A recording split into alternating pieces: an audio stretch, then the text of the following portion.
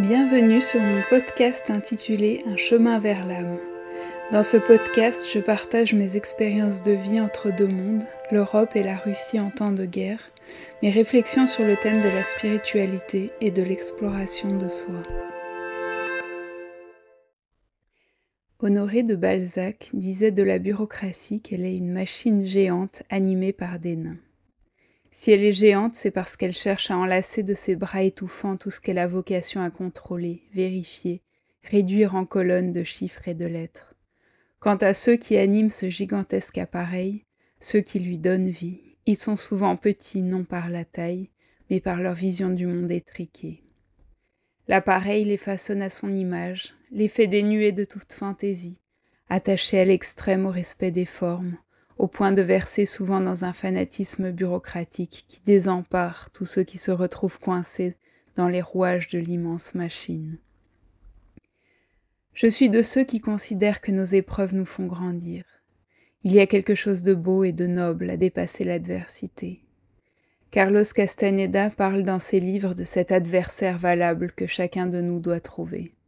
Et que l'on parle d'une personne qui croise notre chemin, ou du destin qui s'acharne sur certains d'entre nous, cet adversaire reste celui qui révèle notre part sombre et nous force à puiser en nous toutes les ressources disponibles, voire même à en créer de nouvelles. Mais qu'en est-il lorsque cet adversaire prend les traits sournois de la bureaucratie ? En apparence, cet adversaire-là n'a rien de bien terrible. Après tout, n'y sommes-nous pas tous confrontés un jour ou l'autre ? Et pourtant, il arrive que la bureaucratie s'emballe et en vienne à écraser les hommes et les femmes qui se présentent sur son chemin.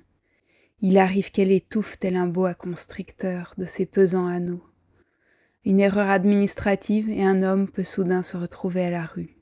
C'est le cas de cet homme qui racontait que la perte de documents consécutive à une inondation et l'erreur commise par les impôts l'avaient privé d'accès à toute ressource et finalement d'un toit sur la tête. Et même lorsqu'elle ne va pas aussi loin, la bureaucratie dans ses excès peut nous causer bien des désagréments, lorsque nous ne parvenons pas à rentrer dans ces cases étroites, car elle a quelque chose de carré, d'implacable, d'incompatible avec la vie humaine dans sa stupéfiante diversité. Elle nous force dans nos retranchements, nous condamne à nous réinventer de nouvelles façons, à transformer les rondeurs de la réalité en angle droit. Alors que nous ne faisions encore que parler de mariage, mon fiancé me disait avec des étoiles dans les yeux : « Il me semble que nous pouvons nous marier dans n'importe quel consulat, et ensuite qu'on te donne immédiatement le permis de séjour. » Quelle touchante naïveté !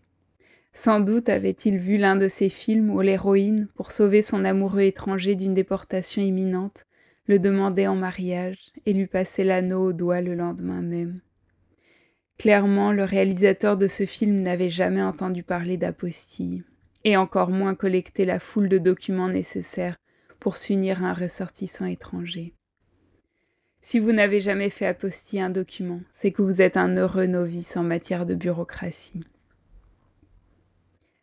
Pendant longtemps, nos familles et amis me demandaient régulièrement si j'avais obtenu la nationalité russe. Vu de l'extérieur, tout avait l'air simple. Seulement voilà, je ne savais pas que je m'engageais dans une bataille de longue haleine contre la bureaucratie. Je ne dis pas la bureaucratie russe, car les bureaucrates n'ont pas de nationalité. Ils n'ont qu'une religion, la paperasse et les règles. En ce sens, leur devise pourrait bien être « Bureaucrates de tout pays, unissez-vous ». Et peu importe que je demande mon permis de séjour en France, en Suisse ou en Russie. Dans aucun de ces pays, je n'ai vu de diligence particulière en ce qui concerne ces procédures. Je connais en France un jeune homme d'origine africaine qu'une amie de ma mère a adopté à l'âge adulte, qui est idéalement intégré, très travailleur, et qui, malgré des recommandations exemplaires, attend depuis 1 an et demi la délivrance de son permis de séjour dans une préfecture hostile aux étrangers que je ne nommerai pas. Quant à la Suisse, l'obtention de la nationalité y est une des procédures les plus longues et les plus complexes qui soient. En Russie, les choses paraissaient plus simples. Lorsque l'on est russe, beaucoup de procédures administratives qui sont ailleurs compliquées sont d'une simplicité enfantine. Pour vous donner un exemple, en Russie, j'ai soumis en janvier des papiers médicaux me donnant droit à un crédit d'impôt pour 2023, alors que j'ai soumis ma déclaration il y a déjà 1 an. Je pensais que c'était peine perdue.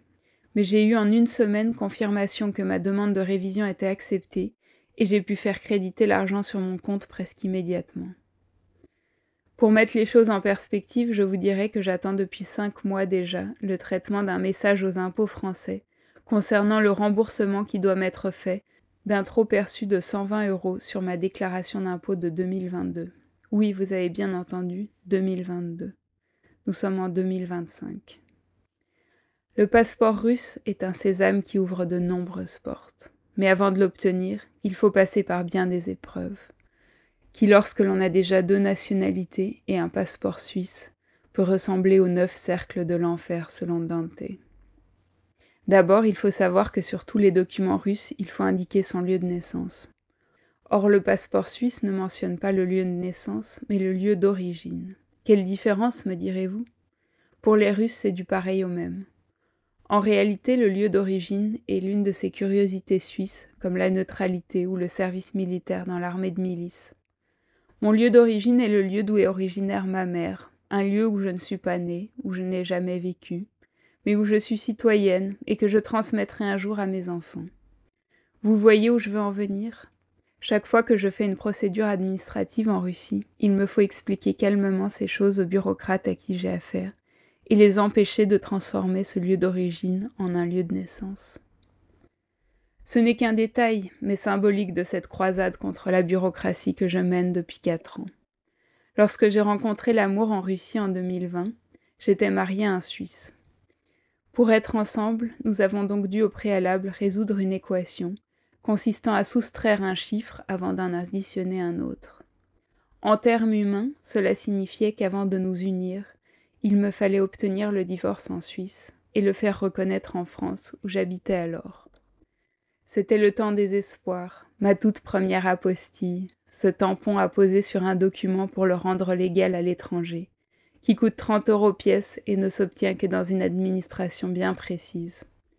Une broutille, me direz-vous, sauf lorsque l'on doit en obtenir toute une série.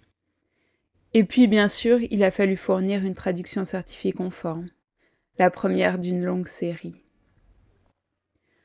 Ensuite a commencé la quête de documents pour obtenir le droit de nous marier en Russie auprès de l'ambassade de France, et puis pour faire valider ensuite ce mariage par l'ambassade de Suisse.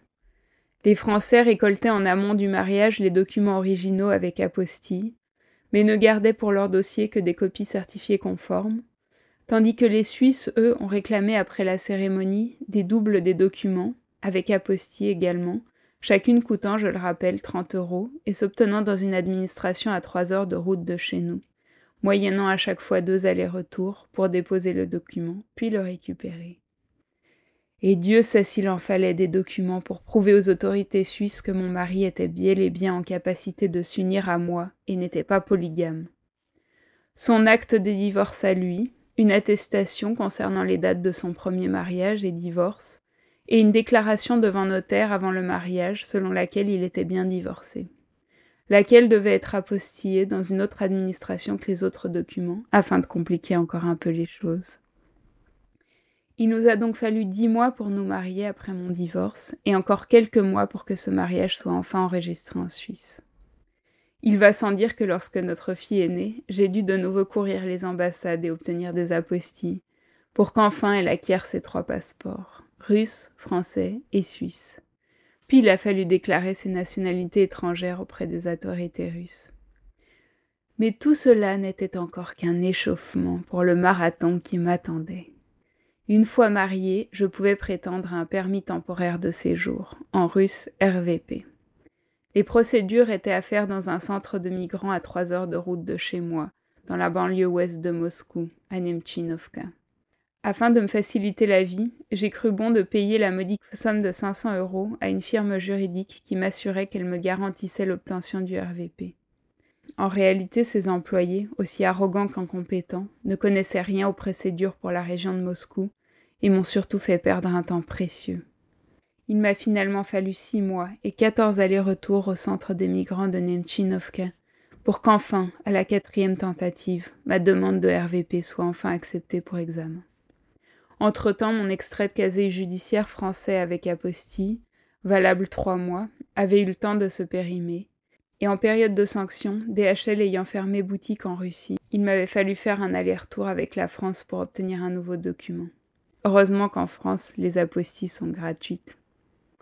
Après quoi, j'avais dû bien entendu faire une nouvelle traduction certifiée conforme de mon passeport, qui avait maintenant 2 tampons de plus. Je vous entends déjà soupirer. Si vous me suivez encore, vous vous demandez très certainement ce que cette longue litanie, mi-plaintive, mi-sarcastique, fait sur une chaîne qui s'appelle « Un chemin vers la lumière ». C'est que, au milieu de cette croisade, j'ai trouvé en moi des forces insoupçonnées. Vous avez déjà certainement entendu parler de lâcher prise. Peut-être même vous efforcez-vous de le pratiquer au quotidien. J'ai parlé dans un autre épisode de mon podcast de cette nécessité de se laisser aller au courant de la vie qui nous emporte parfois dans des directions inattendues, quitte à nous décontenancer, nous forcer dans nos retranchements parfois. Être en croisade contre la bureaucratie semble a priori incompatible avec le lâcher-prise. Il semblerait que pour réussir, la clé est dans l'acharnement, la ténacité, voire même la pugnacité. Il faut se battre, encore et toujours, arracher à l'adversaire une bataille après l'autre, afin de gagner en fin de compte la guerre. C'est du moins ce que j'ai longtemps cru. Et porté par cette énergie vindicative, j'ai riposté à chaque escarmouche et enchaîné les affrontements sans jamais baisser la garde. Mais l'ennemi s'est avéré plus féroce que je ne l'avais imaginé, car en réalité ce que j'avais face à moi n'était pas l'armée de nains dont parlait Balzac, ce géant bureaucratique, mais la face sombre de mes propres vulnérabilités. Encore et encore, j'ai dû faire face à l'injustice et l'humiliation, ces 2 blessures que l'appareil bureaucratique ne cessait de me renvoyer à la figure. Injustice lorsque l'on me convoqua par 3 fois dans le dernier créneau horaire de la journée, à 17h55, lorsque les fonctionnaires sont déjà prêts à plier bagages et n'ont nulle envie de s'occuper du dossier de cette fille qui a 2 nationalités, qui plus est de pays non amicaux, c'est-à-dire notoirement hostiles à la Russie. Injustice encore lorsque l'on refuse mon dossier sous prétexte que les papiers de mon mari ne sont pas enregistrés correctement dans la base de données du ministère de l'Intérieur, alors qu'une vérification par mon mari 1 heure plus tard, trop tard, prouve que c'est faux. Quant aux humiliations, elles sont constantes et viennent aussi bien des fonctionnaires russes que des employés du bureau de juriste originaire d'Asie centrale, visiblement envieuses de mon passeport européen. Partout, il faut ramper, ravaler son ego, accepter de se faire toute petite afin de passer sous les portes. Je me souviens de ce moment où j'ai réalisé que je devais faire un énième voyage depuis le centre-ville de Moscou, juste au centre des migrants, à Nemchinovka, dans la banlieue ouest, à 17 minutes de marche de la station de train de banlieue la plus proche. Tout cela parce que les employés du bureau de juriste avaient identifié une erreur dans les documents médicaux que je venais d'obtenir, à Nemchinovka justement. Je suis sortie sur l'avenue de la Paix et j'ai marché en direction du métro. Je savais qu'au lieu de rentrer chez moi comme je l'espérais, j'allais devoir perdre de nouveau plusieurs heures dans les transports et les files d'attente, avant de finalement pouvoir prendre un train pour rentrer chez moi. La pluie s'est mise à tomber à l'instant où j'entrais dans le métro, et je n'ai pas fait un geste pour me couvrir. J'ai laissé les gouttes d'eau glisser sur ma peau, et j'ai tressailli, comme transcendée par cette pensée qui effaçait d'un coup tout le reste. Tout cela n'a aucune importance, car je suis vivante. Je vis, et c'est tout ce qui compte. Ce jour-là, il m'a semblé accéder à une nouvelle dimension de conscience. C'est comme si j'avais touché à l'essence des choses. Je n'étais pas un ego blessé en lutte contre la bureaucratie. J'étais une âme éternelle, au-delà des aléas de cette vie humaine. Au fil du temps, j'ai compris que c'est seulement en lâchant prise, c'est-à-dire en renonçant à tout espoir, que j'arriverai au bout de cette épreuve initiatique. À l'époque, j'avais pris l'habitude de tirer les cartes de tarot. Je tirais en début de semaine 7 cartes pour les 7 jours de la semaine à venir. Ainsi, je voyais quels jours étaient propices et lesquels l'étaient moins. Si je devais prévoir un voyage à Moscou, je choisissais le jour en fonction de mes tirages. À chaque fois, les prévisions s'avéraient justes. Seulement voilà, les jours où j'étais convoquée pour déposer mon dossier, je ne les choisissais pas. Et lorsque la carte tirée annonçait un échec, Alors la tentation était grande de ne pas perdre une journée entière inutilement et de ne pas se rendre au rendez-vous. Mais j'ai compris qu'il me fallait au contraire m'y rendre, sans aucun espoir de réussite. Lâcher prise. Il m'a fallu 4 tentatives pour tuer en moi tout espoir de réussite, pour accepter que si j'échouais, ce serait ma dernière tentative, car j'étais prête à renoncer, à vivre en Russie avec un simple visa, sans aucun statut stable. Ce jour-là, j'ai tiré une carte négative, mais j'y suis allée quand même. Quand j'étais dans le couloir en train d'attendre mon tour, j'ai remarqué une erreur dans mon dossier. C'était fichu d'avance. Qui plus est, j'étais de nouveau convoquée à 17h55. J'ai failli partir sur le champ, mais je me suis retenue. Il fallait aller jusqu'au bout de l'expérience, même s'il n'y avait aucun espoir. Lâcher prise. Respirer à fond. Inspirer, expirer. Inspirer, expirer. Je me fiche du résultat. Je suis là pour mon pur plaisir. Et là, un miracle s'est produit. Face à une fonctionnaire plus affable qu'à l'ordinaire, j'ai prié tous les saints pour qu'elle ne remarque pas l'erreur. Et, miracle, elle n'a rien vu. Quand je lui ai dit que j'en étais à ma 4e tentative, elle m'a prise en pitié. Et au final, elle a fait 1 heure de travail supplémentaire pour traiter mon dossier. Pour la première fois, j'ai eu face à moi un être humain et non un bureaucrate. Et grâce à elle, j'ai obtenu le RVP. Une fois rentrée chez moi, j'ai remarqué que derrière la carte négative, il y en avait une autre très positive. Visiblement, l'influence de cette carte s'était manifestée dès que celle de la précédente s'était terminée. J'avais réussi l'épreuve du lâcher-prise. C'était en août 2022. En décembre, j'ai obtenu un titre de séjour valable 3 ans. Et au cours des mois qui ont suivi, j'ai compris pourquoi le ciel avait mis un coup de frein lorsque je faisais ma demande. Dès que je suis devenue résidente russe, j'ai fait face à des difficultés auprès de mon employeur suisse, pour lequel je continuais de travailler à distance, et qui a cherché à me faire démissionner. Seulement voilà, entre-temps, j'étais tombée enceinte. Grâce à cela, j'ai pu négocier habilement pour ne pas perdre mon salaire avant de la fin de mon contrat, qui approchait. Si je n'avais pas mis 6 mois à postuler pour le RVP, j'aurais perdu mon emploi 1 an plus tôt. Cela m'a fait comprendre à quel point le timing divin et nos impératifs personnels peuvent se trouver en collision. Parfois, on s'impatiente car on pense perdre beaucoup à attendre, alors qu'en réalité, on aurait plus encore à gagner à s'en remettre à la sagesse divine. C'est une maxime que je garde en tête alors que je fais face à de nouvelles montagnes russes maintenant que je postule pour le permis de séjour de 5 ans. 1 an après l'obtention du RVP, je pouvais y prétendre. Et en tant que mère d'une citoyenne russe, je pourrais à terme demander la nationalité, à condition bien sûr de réussir cette nouvelle épreuve. Finalement, en mars de l'année dernière, j'ai pris mon courage à 2 mains et je me suis lancée. Cette fois-ci, j'en étais sûre, tout irait bien. Après tout, j'avais enfin compris qu'il suffisait de payer pour recevoir une assistance directement au centre des migrants. Et au début, tout a semblé aller sur des roulettes. Si l'on fait abstraction du moins de la difficulté de partir des journées entières en laissant mon bébé de 9 mois en garde. Mais 1 an après m'être lancée dans cette aventure, mon enthousiasme des débuts me paraît d'une naïveté navrante. La première fois que je devais déposer mon dossier en juin, j'ai eu 1 minute de retard et on m'a claqué la porte au nez. Longtemps je me suis demandé ce que c'était que cet acte manqué, pourquoi ma ponctualité suisse m'avait ce jour-là fait défaut. Puis la 2e fois, on m'a refusé au motif que ma fille devait être enregistrée à la même adresse que moi. Or, pour cela, il fallait que mon mari le soit. Lorsque j'ai été voir l'administration compétente pour faire la procédure, l'employé m'a fait remarquer que le document prouvant que je suis propriétaire de mon logement contenait des erreurs qu'il fallait rectifier. Quand j'ai été au centre administratif pour le corriger, on m'a dit que l'erreur provenait d'un bug informatique qui avait eu lieu justement le jour de ma demande. Mais maintenant, l'erreur était dans les registres, et je devais faire une demande pour qu'elle soit corrigée. Seulement, l'employé ne pouvait pas garantir que mon nom serait indiqué correctement sur les documents, car elle ne pouvait pas le voir lorsqu'elle consultait mon dossier.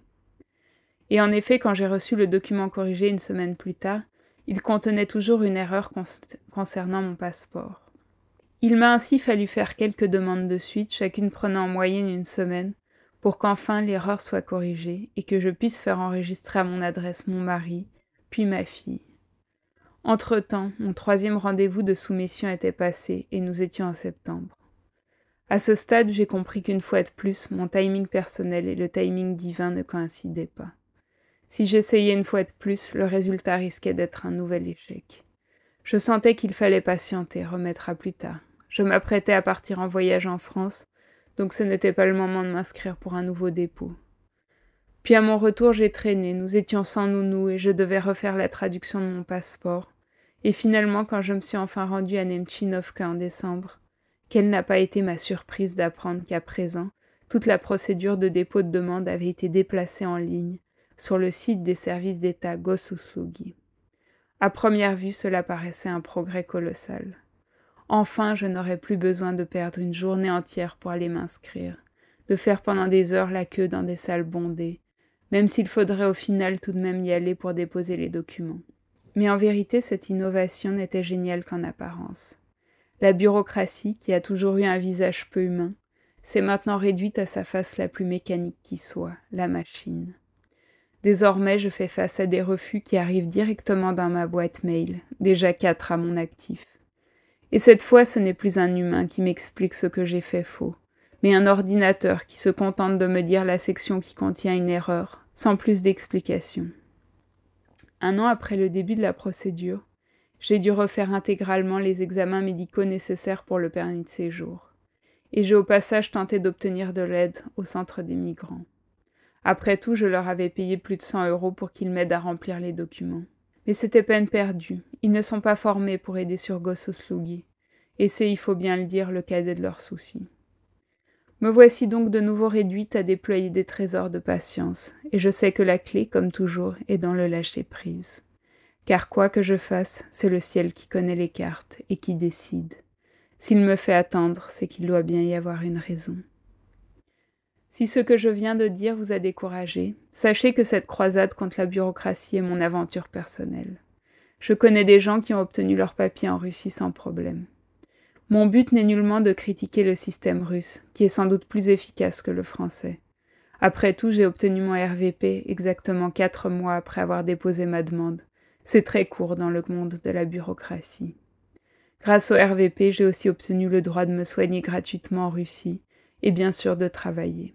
Si ce document n'est pas donné au premier venu, c'est aussi parce qu'il ouvre de telles possibilités. Et puis, fréquenter assidûment le centre des migrants m'a aussi mise au contact avec cette Russie que beaucoup de Russes aimeraient bien occulter, celle des migrants, principalement d'Asie centrale et du Caucase. J'ai patienté pendant des heures à leur côté, j'ai attrapé grâce à eux le Covid. En un mot, je me suis fondue dans leur masse. Mais c'est aussi un chauffeur de taxi kirghize qui, en me voyant sortir de ce centre, un jour où la chance ne m'avait pas souri, qui a proposé de me déposer gratuitement à la station de métro la plus proche. Car c'est cela aussi la solidarité qui caractérise ces peuples. J'espère vous avoir redonné le sourire. Sachez en tout cas que je ne désespère pas d'obtenir un jour les faveurs du serveur de Gossuslugi. Pas plus tard qu'hier, j'ai reçu un nouveau refus, mais cela signifie que demain, j'aurai de nouveau la joie de remplir une nouvelle fois ma demande en ligne, un peu comme dans le film Un jour sans fin, où le héros se réveille chaque jour, le jour de la fête de la marmotte. Allez, promis, mon prochain podcast sera sur un sujet moins sombre. Vous écoutiez le podcast Un chemin vers l'âme de Daria Ustinova. Si cet épisode vous a plu, n'hésitez pas à mettre un like, à commenter ou à vous abonner à ma chaîne pour suivre les nouveaux épisodes.